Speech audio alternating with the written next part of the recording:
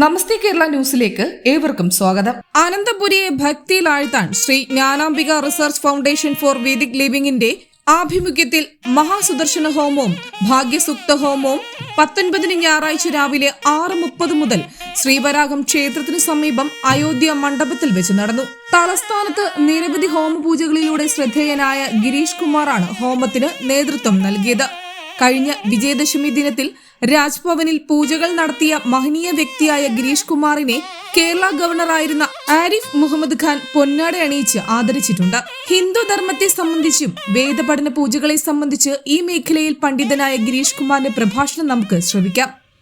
അപ്പോൾ എന്താണ് ധർമ്മം എന്ന് നോക്കുമ്പോൾ നമുക്ക് എന്ത് പ്രവർത്തിച്ചാൽ നമുക്ക് സുഖം കിട്ടുമോ ആ പ്രവൃത്തിയാണ് ധർമ്മം.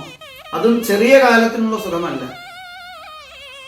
സുഖാർത്ത സർവലോകാനാം മത സർവപ്രവർത്തയെ സുഖഞ്ജന വിനാധർമ്മ തസ്മാ ധർമ്മപരോ ഭവേ എന്ന് ആയുർവേദ ആചാര്യൻ വാഗ്ഭടാചാര്യർ പറയുന്നു.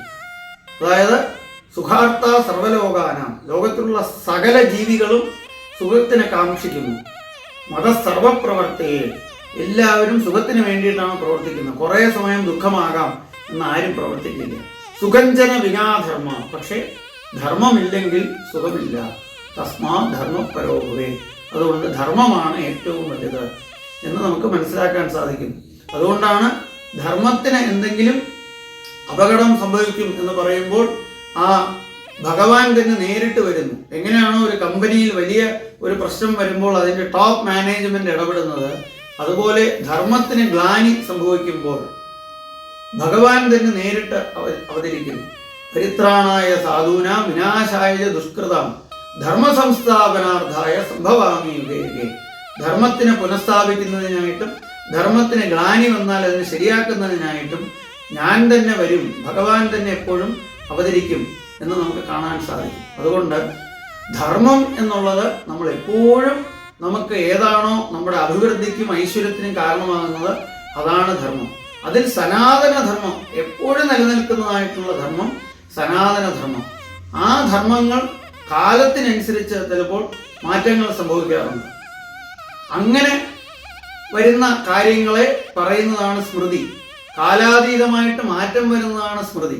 അപ്പോൾ നമ്മൾ മനുസ്മൃതിയിലുള്ള ഓരോ ശ്ലോകവും ഈ ഒരു കാലഘട്ടത്തിന് അനുയോജ്യമാണെന്ന് പറയാൻ സാധിക്കില്ല.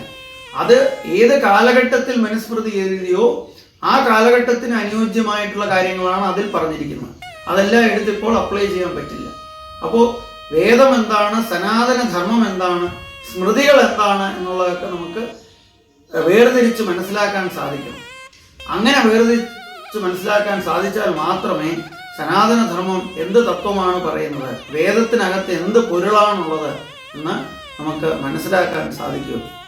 ആ വേദത്തിൽ പറഞ്ഞിരിക്കുന്ന കാര്യങ്ങളെ അനുഷ്ഠിക്കുന്നത് വഴിയാണ് നമ്മൾ ധർമാനുഷ്ഠാനം ചെയ്യുന്നത്. അങ്ങനെ ആ വേദം പറഞ്ഞിട്ടുള്ളതായിട്ടുള്ള ധർമ്മങ്ങൾ ലോക നന്മയ്ക്ക് വേണ്ടി അനുഷ്ഠിക്കുന്നതിനായിട്ടാണ് വേദം ചാതുർവർണ്ണ്യം പറഞ്ഞത്. ബ്രാഹ്മണ, ക്ഷത്രിയ, വൈശ്യ, ശൂദ്ര എന്ന് പറഞ്ഞിട്ടുള്ള 4 വർണ്ണങ്ങൾ പറഞ്ഞത് ലോകത്തിന്റെ നന്നായിട്ടുള്ള നിലനിൽപ്പിന് വേണ്ടിയിട്ടാണ്.